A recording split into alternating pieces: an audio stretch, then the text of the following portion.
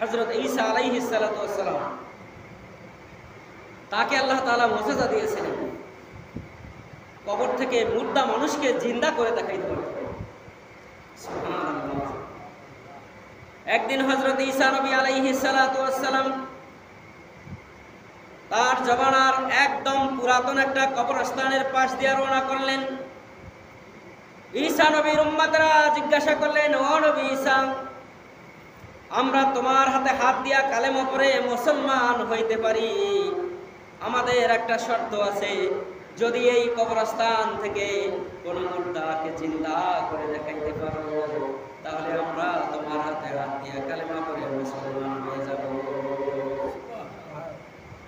নবীরা যখনই বিপদে পড়তেন সাথে সাথে ডাকতেন কাকে? আল্লাহ। বিপদে পড়ার সাথে সাথে ডাকতেন আল্লাহ তাআলাকে ডাকতেন। ঈসা আলাইহিস সালাতু ওয়াস সালাম চিন্তা করলেন, মুর্দা কোন মৃত্যু মানুষকে জীবিত করা আমার দ্বারা তো সম্ভব নয়, যদি আল্লাহ তাআলা আমাকে সেই ক্ষমতা না দেন, আল্লাহর সাহায্য ছাড়া তো কোনোদিনও সম্ভব নয়।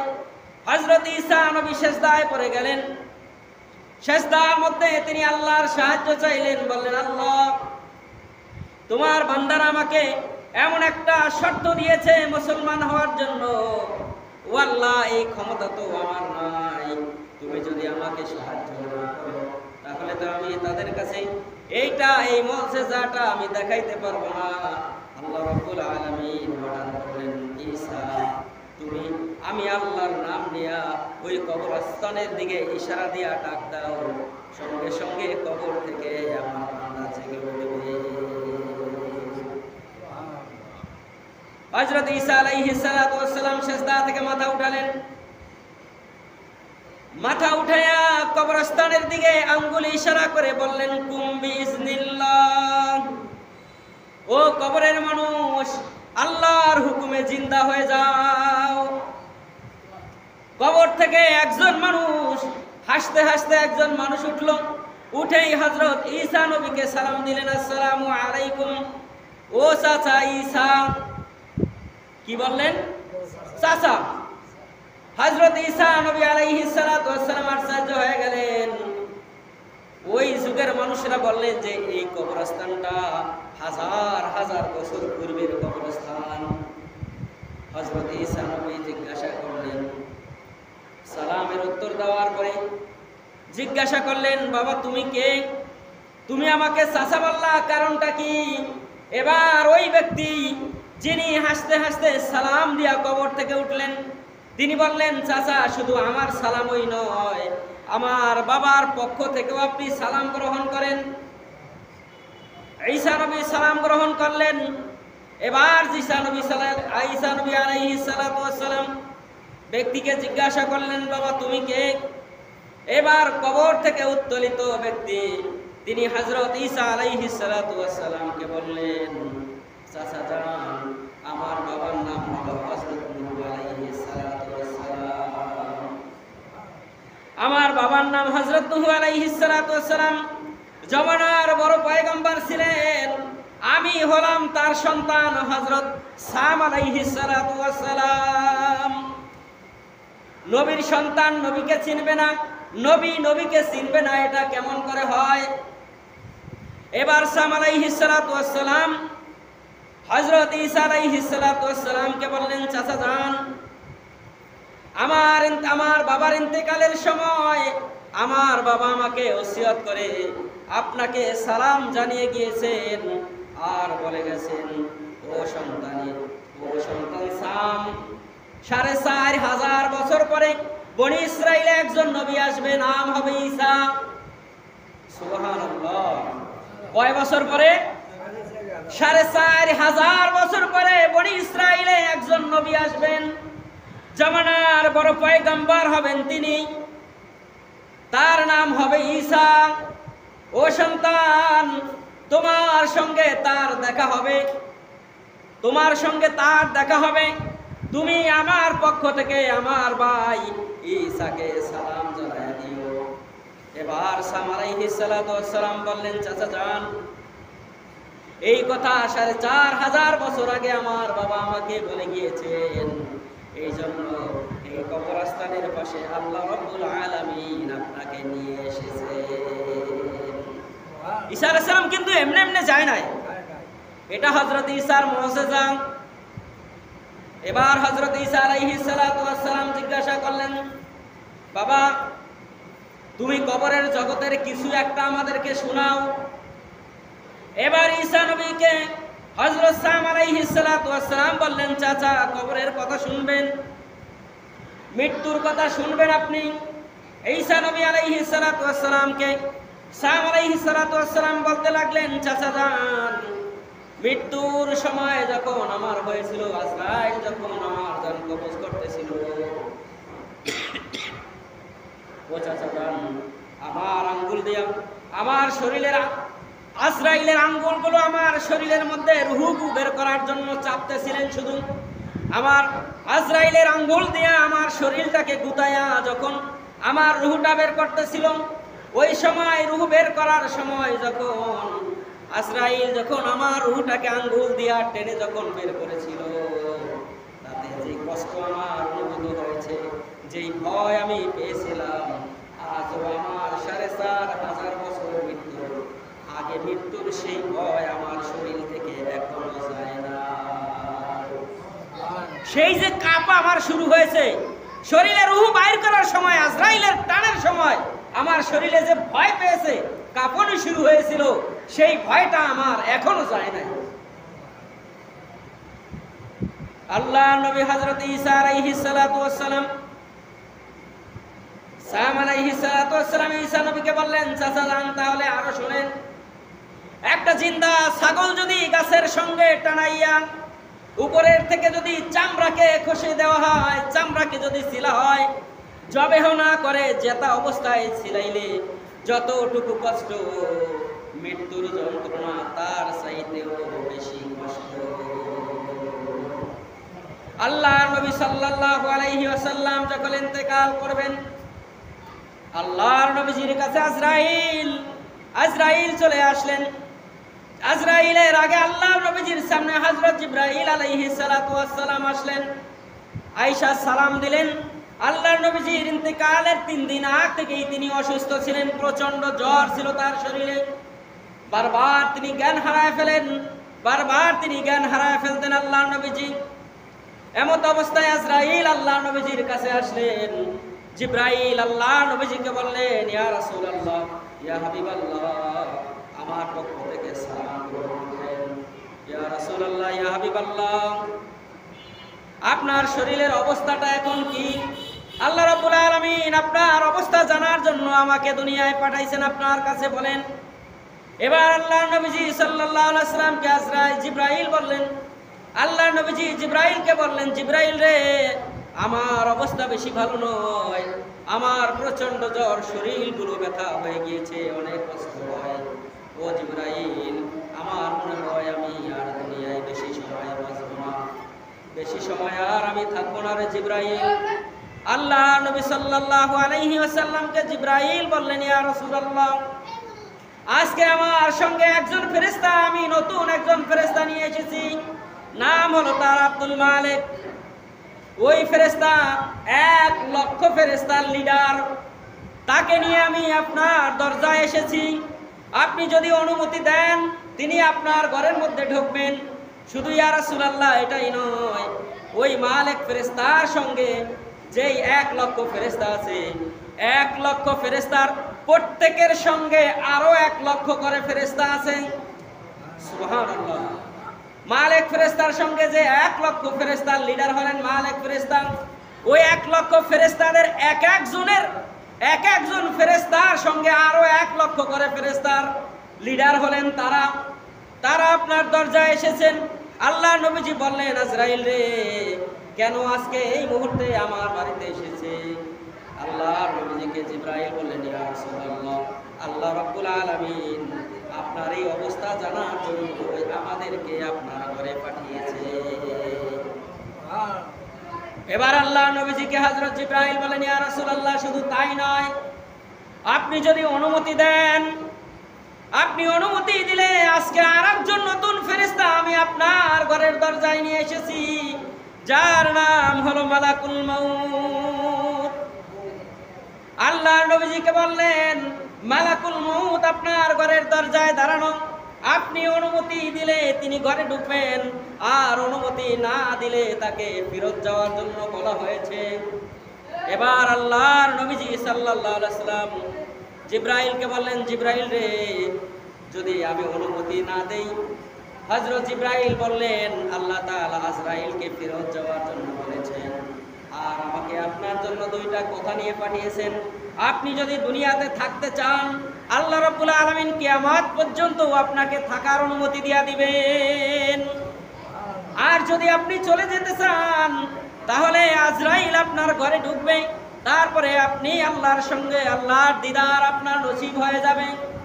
এবার আল্লাহ নবীজি অনুমতি দিলেন।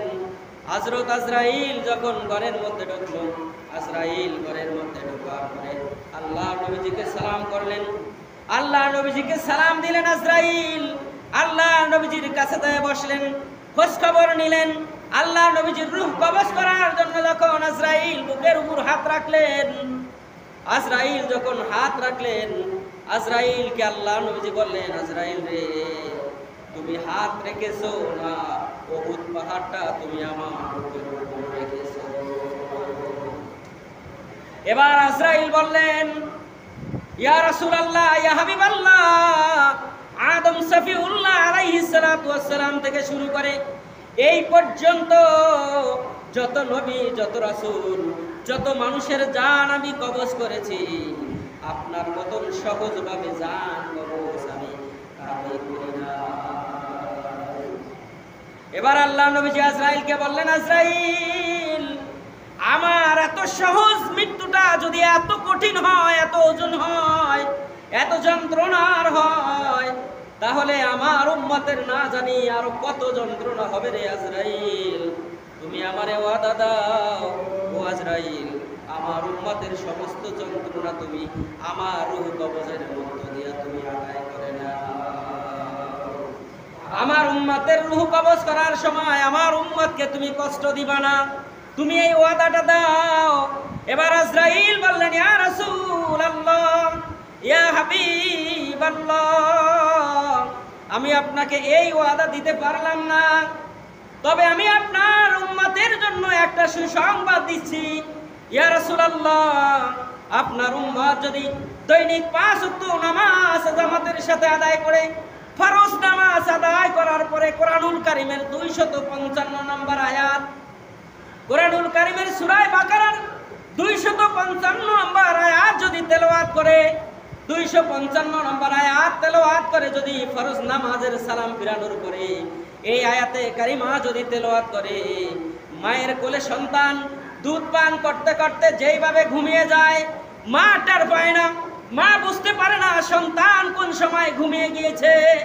ইয়া রাসূলুল্লাহ, আমি ওয়াদা দিলাম, এই আয়াতে কারিমা যদি আপনার উম্মতেরা 5 ওয়াক্ত নামাজের ফরজ নামাজের পরে যদি তেলাওয়াত করে, আমি ওয়াদা দিলাম, মায়ের কোলে সন্তান যেইভাবে ঘুমায়া যায় দুধ পান করতে করতে, যেমন মা টের পায় না, আপনার উম্মতের রূহ আমি এমন ভাবে কবজ করব, আপনার উম্মতও টের পাবে না। 255 নম্বর আয়াতকে আয়াতুল কুরসি হলো 255 নম্বর আয়াত। কোরআনুল কারীমের 255 নম্বর আয়াত হলো আয়াতুল কুরসি। আল্লাহু লা ইলাহা ইল্লা হুয়াল হাইয়ুল কাইয়্যুম লা তা'খুযুহু সিনাতুন ওয়া লা নাওম লাহু মা ফিস সামাওয়াতি ওয়া মা ফিল আরদি মান যাল্লাযী يشفع عنده إلا بإذنه يعلم ما بين أيديهم وما خلفهم ولا يحيطون بشيء من علمه إلا بما شاء وسع كرسيه السماوات والأرض ولا يعوده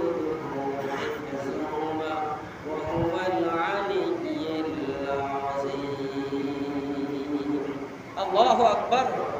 হযরত আজরাইল বলেন, ইয়া রাসূলুল্লাহ, এই আয়াতে কারিমা যদি আপনার উম্মতেরা 5 ওয়াক্ত নামাজের পরে তেলাওয়াত করতে পারে, আমি আপনার উম্মতের জান কবজটা আমি এমন ভাবে সহজ করে দিব, যেমনি ভাবে মায়ের কোলে দুধ পান করতে করতে সন্তান ঘুমিয়ে যায়। আল্লাহ নবী সাল্লাল্লাহু আলাইহি ওয়াসাল্লাম জিবরাইলকে বলছিলেন, জিবরাইল রে, ও জিবরাইল, আমারও কি মরা লাগবে কিনা, আমারও কি মরণ হবে কিনা? আল্লাহ রাব্বুল আলামিন কোরআনুল কারীমে আয়াত নাযিল করে জানায় দিলেন, জিবরাইল আমার নবীকে তুমি বলে দিও, আমার নবীকে বলে দিও, ইন্নাকা মাইয়িতুন ওয়া ইন্নাহুম মাইয়িতুন। হে নবী, আপনিও মরণশীল, আমরাও মরণশীল। জিবরাইল, আজরাইল, মিকাইল, ইসরাফিল মরবে কিনা? কি বলেন, মরবে কিনা? এজন্য আল্লাহ আয়াত নাযিল করে জানায় দিলেন, জিবরাইল তোমার কাছে আমার নবী প্রশ্ন করবে, তিনিও মরণশীল কিনা, তোমরাও মরণশীল কিনা। তখন তুমি এই আয়াত তেলাওয়াত করে আমার নবীকে শুনাইবা, ইন্নাকা মাইয়িতুন ওয়া ইন্নাহুম মাইয়িতুন। হে নবী, আপনিও মরণশীল, তারাও মরণশীল, তার মানে আমরাও মরণশীল। আমরাও মরার হাত থেকে কেউ বাঁচতে পারবো না, আমরাও মরে যাব এবং কিয়ামতের দিনে আমরা সকলেই একজন আরেকজনের সঙ্গে বাক বিতণ্ডা করতে লাগবো। সুবহানাল্লাহ। যে কিয়ামতের ময়দানে সকল মানুষ হাসরের ময়দানে যেই দিন একত্রিত হবে, সবাই একজন আরেকজনকে দেখে চিনে ফেলবে, তুমি তো অমুক, তুমি তো অমুক, তুমি তো অমুক। একসাথেই তো দুনিয়াতে চলাফেরা ছিল আমাদের, একজন আরেকজনের সঙ্গে কথাবার্তা বলবে। আল্লাহ নবী সাল্লাল্লাহু আলাইহি ওয়াসাল্লামের বুকের উপর আজরাইল হাত রাখলেন। আল্লাহ নবীজির কে ওয়াদা দিলেন, ইয়া রাসূলুল্লাহ, এইভাবে আমি আপনার উম্মতের জান কবজ করব। আল্লাহ নবী সাল্লাল্লাহু আলাইহি ওয়াসাল্লামের ইন্তেকালের আগ মুহূর্তে, যেই দিন থেকে তিনি মসজিদে নববীতে যাইয়া নিজে নামাজ পড়াইতে পারেন না, আল্লাহ নবী সাল্লাল্লাহু আলাইহি ওয়াসাল্লামের মুসাল্লা ইমামতির জায়গায় যখন হযরত আবু বকর সিদ্দিক রাদিয়াল্লাহু তাআলা আনহু ইমামতি করতেছিলেন, আল্লাহর নবীজির সাহাবী হযরত যায়েদ ইবনে সালেম রাদিয়াল্লাহু তাআলা আনহু নবী প্রেমিক, নবীকে কতটা ভালোবাসতেন আর আমরা নবীকে কত ভালোবাসি তার প্রমাণ এই সাহাবীর মধ্য দিয়েই হবে। আমরা শুধু দাবি করি আমরা সুন্নি, আমরা মুসলমান, আমরা নবী প্রেমিক, আমরা নবীকে ভালোবাসি, মহাব্বত করি, এটা শুধু আমরা মুখে দাবি করি, অন্তরে আমাদের কিন্তু এটার ভিন্ন চিত্র।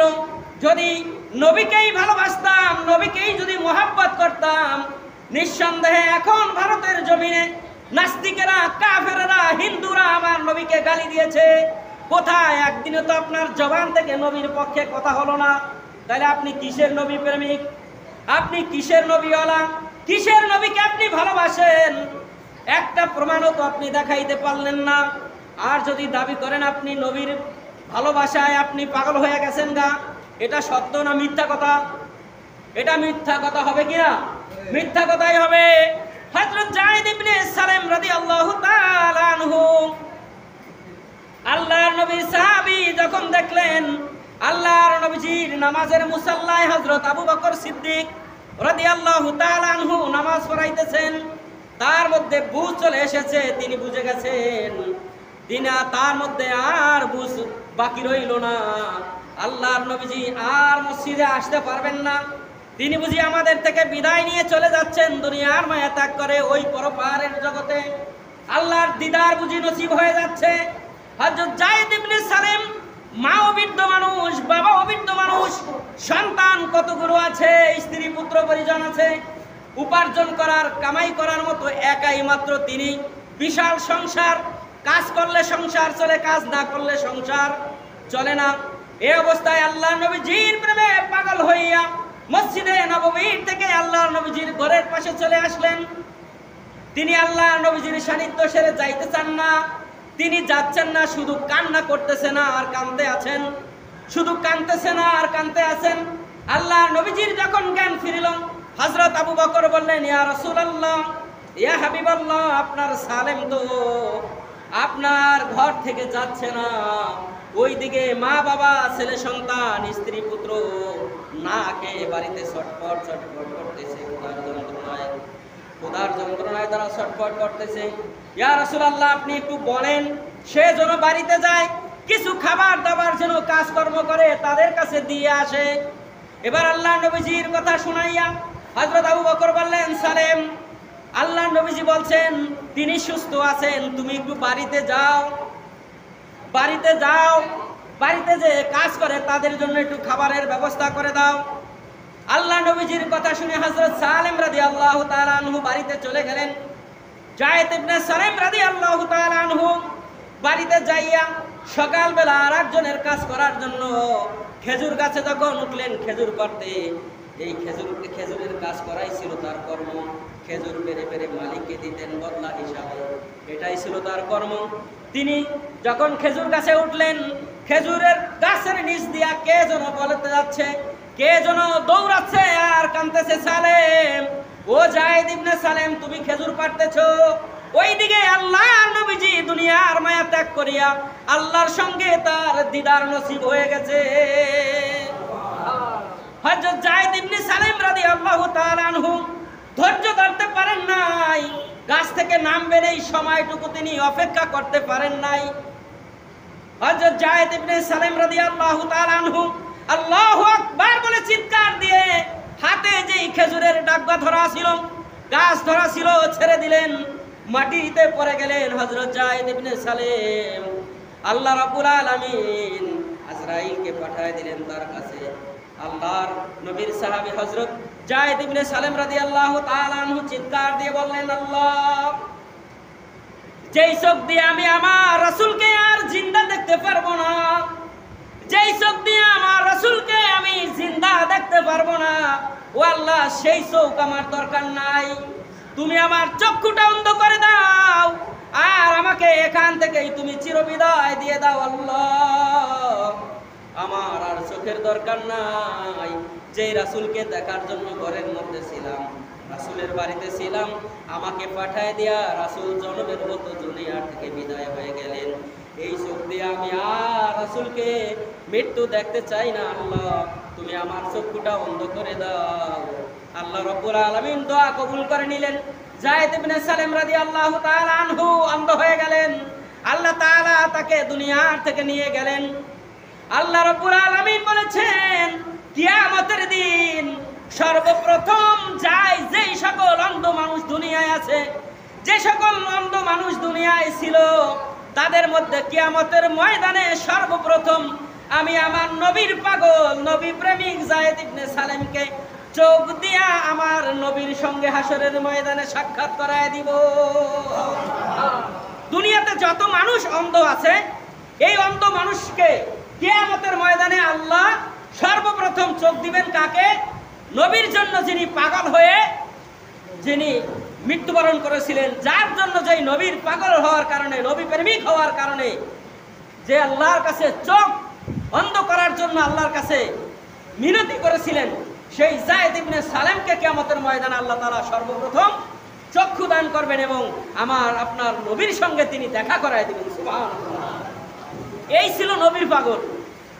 আর আমরা নবীর পাগল কিরকম? নবীর জন্য দোয়া দুরূদ করিয়া একটু মিষ্টি বিস্কুটের জন্য আমরা পাগল নবীর জন্য, অথচ নবীকে গালি দিলে একটু অন্তর থেকে ঘৃণা পর্যন্ত যারা গালি দেয় তাদের জন্য আমরা করি না। কি বলেন, করি? করি না। ইন্ডিয়াতে, মুম্বাইতে আল্লাহ নবীকে গালি দেওয়া হয়েছিল। হিন্দুদের একজন ঠাকুর তিনি আল্লাহ নবীকে গালি দিয়েছেন। আপনারা হয়তো নেট যারা চালান অথবা টেলিভিশন যারা দেখেছেন, লক্ষ লক্ষ মানুষ লং মার্চ, মুম্বাই মার্চ করেছে কিনা আপনারা দেখছেন কিনা জানি না। লক্ষ লক্ষ ভারতের মুসলমানেরা মুম্বাইতে মার্চ করেছে, তারা মিছিল করেছে। আল্লাহ নবীজির গালি দেওয়ার কারণে আল্লাহ নবীজিকে তারা বিচার দাবি করে তারা এখনো আন্দোলন করতেছে। যতক্ষণ পর্যন্ত বিচার না হবে ততক্ষণ পর্যন্ত ঘরে ফিরে যাবে না।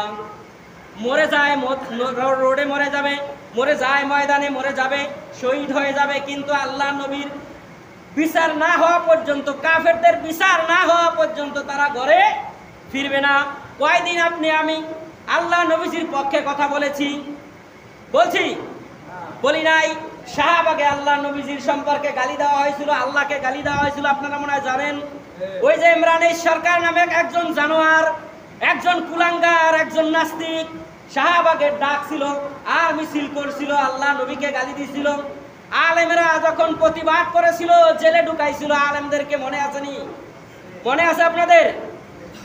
মনে আছে, থাকার তো কথা। 2013 সালের 5ই মে শাপলা চত্বরে যে গণহত্যা হয়েছিল, তার কারণেই মুসলমানেরা যখন আন্দোলন করে শাহবাগ মুখে রওনা করছিল, রাতের অন্ধকারে পুলিশ দিয়া সরকার হাজার হাজার ইন্ডিয়ান পুলিশ দিয়া আমাদের দেশের মাদ্রাসার ছাত্র, মাদ্রাসার শিক্ষক, সাধারণ মানুষকে মারে নাই? মারছে কিনা? সেই দলের সঙ্গে একাত্মতা প্রকাশ করেছিল আমার দেশের নামদারি একজন কুলাঙ্গার আলেম, তার নাম হলো ফরিদ উদ্দিন মাসুদ। এই শয়তান এখনো আছে। কিভাবে থাকে? সে সেই জায়গায় যায় বলছিল কতে কাদের মোল্লা আর নাস্তিকেরা বলছিল ফাঁসি চাই দিতে হবে, বলছিল নি? শুনছেন? আবার মিছিল দিছিল সাথে সাইদি, ফাঁসি চাই দিতে হবে। সেই শয়তান এখনো আছে, এখনো সেই শয়তান জীবিত। কেমনে থাকে আল্লাহই জানে। থাকার কথা, আবার তারে তালই বানায়া এখন আবার তার পক্ষে আমাদের দেশের কিছু পীর মাশায়েখের আবার বিবৃতিও দেয়। কত বড় শয়তান, চিন্তা করছেন? সাইদি সাহেবের ফাঁসি চায়, হ্যাঁ বলে আবার বাংলাদেশে থাকার বলে অধিকার রাখে। বলেন তো রাখে কিনা? সারা জীবনে সাইদি সাহেবের, সারা জীবনের ওয়াজের মধ্যে সাইদি সাহেব কোনোদিন আল্লাহ, রাসূল, ইসলামের পক্ষে কথা বলছেন না বিপক্ষে কথা বলছেন? কি বলেন? কথা বলেন, পক্ষে না বিপক্ষে বলেছেন? সেই শয়তান যদি সাইদি সাহেবের ফাঁসি চায়, ওই শয়তান এই দেশে থাকার অধিকার রাখে? সেই শয়তানের পক্ষে আমাদের দেশের একজন বড় পীর, সে আবার বলে তাকে আমি কাছ থেকে চিনি, সে আমার তালই লাগে। তিনি একজন আল্লামা, বড় তাহাজ্জুদ গুজারি, বড় ইবাদতওয়ালা। যদি আপনি একজন ইমানদারের ফাঁসি চাইতে পারেন, আপনার তাহাজ্জুদ, আপনার ইমানদারি, আপনার শয়তানগিরি কি আল্লাহ কবুল করবে বলেন তো? সে আবার কথা বলে। কত বড় চিন্তা করছেন? আমাদের দেশে আরেকজন আছে কলরবের সাইদ, উনিও ওই শয়তানের ছাত্র হওয়ার কারণে তার সঙ্গে শাহবাগে যায়া সাইদির বিরুদ্ধে, এরপরে কাদের মোল্লার বিরুদ্ধে। আপনারা সবাই তো জানেন, চট্টগ্রামের সেই বীর পুরুষ বঙ্গবীর, তার জন্য নাম কি? চট্টগ্রামের সেই বিএনপির বড় লিডারের নাম কি? কি চৌধুরী জানি? তাকে শাকা চৌধুরী বলতো, মনে আছে? সালাউদ্দিন কাদের চৌধুরী। তাদেরকে ফাঁসির জন্য তারা সেই শাহবাগে নাচছিল। তারা বলে মুসলমান, শুনছেন? এরা আবার মুসলমান দাবি করে, আবার বলে আমরা বাংলাদেশের হকপন্থী বীর। হ্যাঁ নাকি হকপন্থী? আর সব বলে বাতিল। আমার ঘি যদি আমি বলি আমারটা ভালো, বুঝতে হবে যে ওইটা সবচাইতে খারাপ। আমার ঘি তো আপনি প্রমাণ করবেন যে ভালো না মন্দ, প্রমাণ করবে কে? আমি না আরেকজনে? গোয়ালের ঘি, গোয়াল তো সবসময় বলবে যে আমার দুধ ভালো, আমার ঘি ভালো। কিন্তু ভালো মন্দ প্রমাণ করবে কারা? জনগণ। যে কিনে নেয় সে প্রমাণ করবে। আমারটা আমি ভালো বললে হবে না। আপনাকে বড় বলে বড় সে নয়, লোকে যাকে বড় বলে বড় সেই। কবিতাটা তো জানা আছে। বড় হওয়া সংসারে কঠিন ব্যাপার, কি বলেন? ঠিক না? বড় আপনি বলবেন কেন? আপনাকে তো বড় সবাই মানুষেরা বলবে, কি বলেন? ঠিক না? বড় আপনি আপনাকে বললে হবে না, আপনাকে বড় বলতে হবে কাদের? মানুষের বড় বলতে হবে। আল্লাহ নবী সাল্লাল্লাহু আলাইহি ওয়াসাল্লামের পক্ষে আমরা আছি না নাই? কথা বলতে হবে, আল্লাহ নবীর পক্ষে আছি না নাই? আজও যদি আল্লাহ নবীজিকে গালি দেওয়া হয়, আপনি কি আপনার যোগ্যতা ইমান দিয়ে আপনি প্রতিবাদ করবেন কি করবেন না? আওয়াজ দিয়ে বলেন, করবেন কি করবেন না? জান দিয়ে দিব রাসূলের জন্য, জীবন দিয়ে দিব, সব কিছু রাসূলের জন্য দিতে রাজি আছি না নাই? কারণ সেই নবীর সুপারিশ ছাড়া কেউ জান্নাতে যেতে পারবে না। কি বলেন? পারবেন না? কেউ যাইতে পারবেন না। তারা যদি পারে, গেলে যাইতে পারে, জাহাজ নিয়ে হাসরের ময়দানে উঠবে, জাহাজে করে করে তার মুরিদ করে লয়ে যাইবে বলে আশা। কিয়ামতের ময়দানটা কেমন হবে? কিয়ামতের ময়দানটা হবে তামার ময়দান। ওই জায়গায় কি কোনো পানি আছে? পানি কি থাকবে সেই সময়? থাকবে না। কারণ আল্লাহ বলছেন যে ইসরাফিল যখন প্রথম চুঙ্গায় ফুৎকার দিবে, খেয়াল করে শুনেন, ইসরাফিলকে আল্লাহ 3 বার চুঙ্গায় ফুৎকার দিতে বলবেন। কয়বার?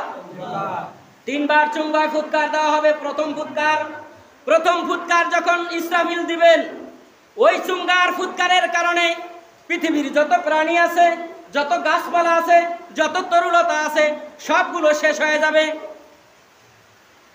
দ্বিতীয় চুঙ্গায় ফুৎকার যখন দেওয়া হবে, দুনিয়াতে যত খাল বিল নদী নালা পাহাড় পর্বত যা কিছু দেখেন, ঘর বাড়ি যা কিছু আছে, কিচ্ছু থাকবে না।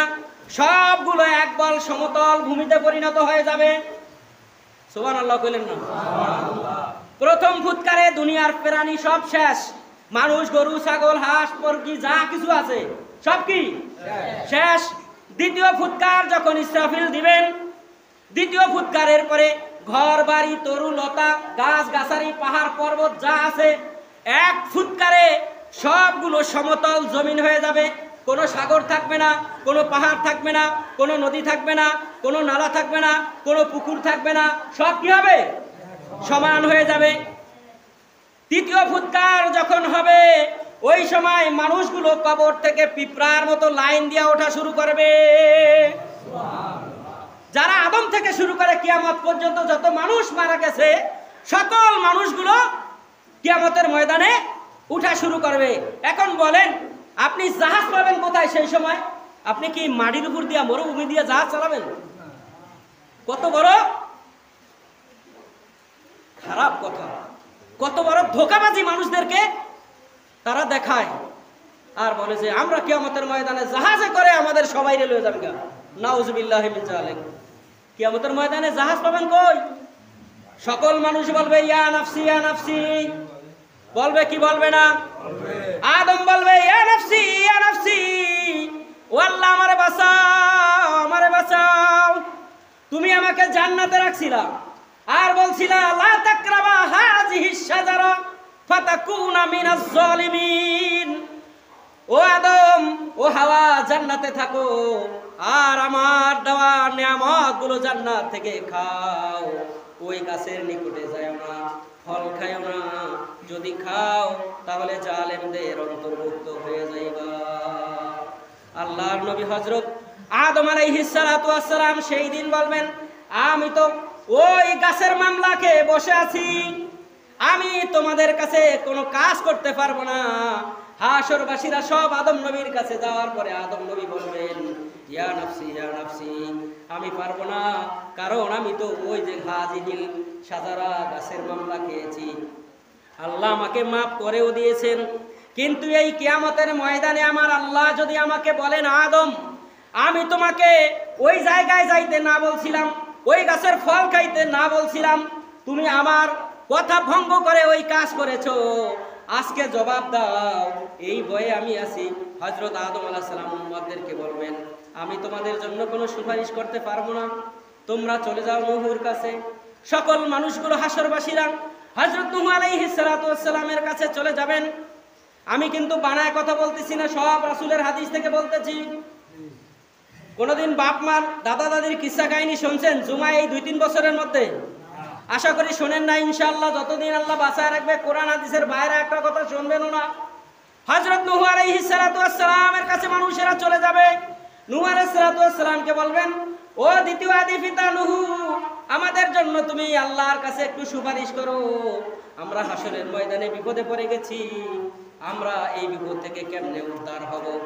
নূহ আলাইহিস সালাতু ওয়াস সালাম বলবেন, আমিও তো নৌকার মামলা খায়া বসে আছি। আল্লাহ রাব্বুল আলামিন আমাকে নৌকা বানাইতে বলছেন, আমি নৌকা বানাইছি। আল্লাহ তাআলা বলছেন, তোমার আহাল ছাড়া আর কাউকে তুমি নৌকায় ডাকবা না। আমি আমার আদরের সন্তানের কথা মায়ায় পড়ে, সন্তানের মায়া কার না আছে বলেন তো? সন্তানের মায়া আছে না আছে কার বলেন? আছে না কার? আপনাদের সবাই মনে হয় সন্তানের মায়া নাই, কথা বলেন না, বোঝা যায়। মাঝে মায়া আছে তো? সন্তান যত বড়ই অপরাধী হোক না কেন, সন্তানের মায়া আছে না নাই? হযরত নূহ আলাইহিস সালাতু ওয়াস সালামকে যখন আল্লাহ বললেন তোমার আহালদেরকে নিয়ে নৌকায় ওঠো, হযরত নূহ আলাইহিস সালাতু ওয়াস সালাম যখন দেখলেন সবাই নৌকায় উঠেছে, যারা ঈমান এনেছিল তারা সবাই, তার কলিজার টুকরা সন্তান কেনানকে তিনি দেখেন নাই। এবার হযরত নূহ আলাইহিস সালাম বললেন, ইয়া বুনাইয়ার কাম্মানা, ও আমার পুত্র, আমার সঙ্গে নৌকায় ওঠো, না হলে এই ঝড়ের কবলে পড়ে তুমি ধ্বংস হয়ে যাইবা। আমি শুধু বলছিলাম ইয়া বুনাইয়ার কাম্মানা। আল্লাহ রাব্বুল আলামিন রাগ হয়ে আমাকে বলছিলেন, নূহরে, আমি না বলছি কোনো তোমার আহাল ব্যতীত আর কাউকে তুমি নৌকায় উঠাইবা না, তুমি কেন তোমার সন্তান নূহকে তোমার সন্তান কেনানকে তুমি কেন ডেকেছিল বলো। এবার হযরত নূহ আলাইহিস সালাতু ওয়াস সালাম চিন্তায় পড়ে যাবেন আর বলবেন, আল্লাহ বলছিল নূহরে, যদি তোমার ওই অবাধ্য সন্তানকে আমার নৌকায় উঠাও, নবুয়তির দপ্তর থেকে তোমার নামটা কেটে দিব। মনে হয় সহজ কথা। নবীর নাম যদি কাটিয়ে দেয় নবুয়তির দপ্তর থেকে, তাহলে সাধারণ পাবলিক হবে কিনা? ভয় তার মধ্যে আসিল কিনা? হযরত নূহ আলাইহিস সালামকে কিন্তু আল্লাহ এই কথা বলার কারণে মাফ করে দিয়েছেন। তারপরে নূহ আলাইহিস সালাম কিয়ামতের ময়দানে বলবেন, ও উম্মতেরা, আমার দ্বারা সম্ভব নয় তোমাদের জন্য আজকে আল্লাহর কাছে যায় সুপারিশ করা, তোমরা চলে যাও অন্য নবীর কাছে। তারা চলে যাবে হযরত ঈসা নবীর কাছে। ঈসা আলাইহিস সালাম একই কথা বলবেন যে আল্লাহ রাব্বুল আলামিন আমাকে দুনিয়ায় পাঠাইছেন, কিন্তু বনি ইসরাইলের মানুষেরা আমাকে আল্লাহর পুত্র বলেছে, বলে নাউজুবিল্লাহ। আমাকে আল্লাহর পুত্র বলেছিল, আমি কিন্তু তাদেরকে বলতে বলি নাই। আল্লাহ আমাকে দুনিয়াতে মাফ করে দিয়েছেন, কিন্তু আজকের এই হাসরের ময়দানে আমার আল্লাহ যদি বলেন, ও ঈসা, ও ঈসা, তোমাকে কেন আমার পুত্র বলা হয়েছে বলো তো? আমার তো কোনো স্ত্রী পুত্র পরিজন কিছুই নাই, আমি কাউকে জন্ম দেই নাই, কার থেকে জন্ম নেই নাই, তাহলে কেন বলেছে বলো? আমার জবাব দেওয়ার মতন কোনো ক্ষমতা নাই। ও উম্মতেরা, তোমরা চলে যাও, দেখো অন্য কোনো নবী পারে কিনা। সবাই চলে যাবে হযরত ইব্রাহিম আলাইহিস সালাতু ওয়াস সালামের কাছে। ইব্রাহিম নবী একই কথা বলবেন যে আমার জাতির লোকেরা আমাকে মূর্তি পূজা করার জন্য ডাক দিয়েছিল, আমি আকাশের দিকে হাত উঁচু করে বলছিলাম, ইন্নী সাকিন, আমি অসুস্থ। আমি কিন্তু সুস্থ ছিলাম, আমি অসুস্থ বলছিলাম। মানুষের সুস্থতা অসুস্থতা দুই রকম। কয় রকম? কথা বলবেন। সুস্থতা অসুস্থতা কয় রকম? দুই রকম। একটা হলো মানসিক অসুস্থতা, আর একটা হলো শারীরিক অসুস্থতা। মানসিক অসুস্থতা হলো মানুষের টেনশন। হযরত ইব্রাহিম আলাইহিস সালাতু ওয়াস সালাম শারীরিক অসুস্থ ছিলেন না, কিন্তু তিনি ছিলেন মানসিকভাবে অসুস্থ, কারণ তিনি নবী। তার নবুয়াতির অবস্থায়, যদি তার নবী থাকা অবস্থায় জাতির মানুষেরা যদি তার কথা না শোনে, তার কথা না শুনে যদি তারা মূর্তি পূজা করে, বলেন তো নবীরা স্বাভাবিকভাবে তারা সুস্থ থাকতে পারে কি পারে না? অসুস্থ হয় না? এই দিক থেকে হযরত ইব্রাহিম আলাইহিস সালাম বলছেন, আমি অসুস্থ। আসলে তিনি সত্য কথাই বলেছিলেন, তারপরেও আল্লাহ তাআলা তাকে দুনিয়ায় মাফ করে দিয়েছেন। এরপরে হযরত ইব্রাহিম আলাইহিস সালাম বলবেন, আমার দ্বারা সম্ভব নয় আজকের এই ময়দানে আল্লাহর কাছে যায় কোনো কথা বলার, তোমরা চলে যাও, দেখুনি অন্য কেউ আছে। সকল মানুষগুলো হযরত মূসা আলাইহিস সালাতু ওয়াস সালামের কাছে চলে যাবে। মূসা আলাইহিস সালাতু ওয়াস সালামের কাছে যাওয়ার পরে যখন উম্মতরা বলবেন, ও নবী মূসা, তুমি তো জামানার বড় পয়গম্বর ছিলা, আজকে হাসরের ময়দানে আমরা বিপদে পড়েছি, আমাদের জন্য তুমি একটু সুপারিশ করো। এবার মূসা নবী বলবেন, আমিও তোমাদের জন্য কোনো উপকার করতে পারবো না, কারণ আমি বনি ইসরাইলের একটা লোককে থাপ্পড় মেরেছিলাম, জানতাম না থাপ্পড় খেয়ে সে মরে যাবে। আমি কিন্তু তাকে হক পথে সৎ পথে আনার জন্য থাপ্পড় মেরেছিলাম, কিন্তু এক থাপ্পড়ে যে সে মরে যাবে আমার জানা ছিল না। আল্লাহ তাআলা যদি আজকে আমাকে ধরেন আর যদি বলেন, মূসা তুমি কেন আমার বান্দাকে মেরেছিলা, জবাব দাও, আমি মূসার পক্ষে জবাব দেওয়ার কোনো শক্তি নাই। তবে আমি তোমাদেরকে একটা সাজেশন দিতে পারি, চূড়ান্ত সাজেশন। আজকের এই ময়দানে আল্লাহ রাব্বুল আলামিন যাকে সুপারিশ করার ক্ষমতা দিবেন, তোমরা চলে যাও আখেরি নবী মুহাম্মদুর রাসূলুল্লাহর দরবারে। সকল হাসুরবাসীরা রাসূলের দরবারে চলে আসবেন। আয়েশা দেখবেন আল্লাহর নবীজি মাকামে মাহমুদে সিজদায় পড়ে কাঁদতে আছেন, রব্বি হাবলি উম্মতি, রব্বি হাবলি উম্মতি। সকল নবীরা বলছেন, সকল নবীরা কি বলেছিলেন? সকল নবীরা বলছিলেন, ও আল্লাহ আমারে বাঁচাও, আমারে বাঁচাও। কিন্তু আমার আপনার নবী কলিজার টুকরা নবী হাসরের ময়দানেও আমাদেরকে ভুলে যাবেন না। তিনি হাসরের ময়দানে মাকামে মাহমুদে সিজদায় পড়ে আমার নবী কাঁদতে থাকবেন, আল্লাহ তুমি আমার উম্মতেরে বাঁচাও। ওই জায়গায় আল্লাহ রাব্বুল আলামিনের সকল বান্দারা হাজির হয়ে যাবে। আল্লাহর নবীজির কাছে আল্লাহ জিবরাইলকে পাঠাইবেন, যাও জিবরাইল, হাসরের ময়দান তো কান্নার জায়গা না, আমার নবী কেন কাঁদতে আছে তার মাথা উঠাইতে বলো। জিব্রাইল যখন আইসা বলবেন ইয়া রাসূলুল্লাহ মাথা উঠান, আল্লাহ আপনাকে মাথা উঠাইতে বলছেন। এবার নবীজি সেজদার থেকে বলবেন জিব্রাইল রে মাথা উঠাইতে পারি, আমার আল্লাহ যদি ওয়াদা দেয় আমার যাকে মন চায় তাকে নিয়ে যদি জান্নাতে যাওয়ার সুপারিশ করতে দেয়। আবার জিব্রাইল আল্লাহর কাছে চলে গেলেন, আল্লাহর কাছে বললেন রাসূলের আরজি। আল্লাহ বললেন জিব্রাইল তুমি যাও, যায় বলো আমার নবীর যাকে মন চায় তাকে নিয়ে যেন সে জান্নাতে চলে যায়, এই পারমিশন আমি আমার নবীকে দিয়া দিলাম। সেই নবীকে গালি দেয়, আমাদের একটুও কলিজায় বাঁধে না, একটু ব্যথাও মনে হয় অন্তরে লাগে না। কি বলেন লাগে? লাগে না, মনে হয় লাগে না। কারণ আল্লাহ বলছেন যার অন্তরে ইমানি জজবা তামান্না জিহাদের তামান্না যদি না থাকে সে বেঈমান হয়ে দুনিয়ার থেকে বিদায় নিবে। আমরা বেঈমান হয়ে মরতে চাই না, ইমানদার হয়ে মরতে চাই। আওয়াজ দিয়ে বলেন ইমানদার হয়ে মরবেন না বেঈমান হয়ে মরবেন? বেঈমান হয়ে মরলে ফি নারি জাহান্নামা খালিদিনা ফিহা আবাদা, আপনার আমার জন্য হবে বেঈমান হয়ে মরলে জাহান্নাম।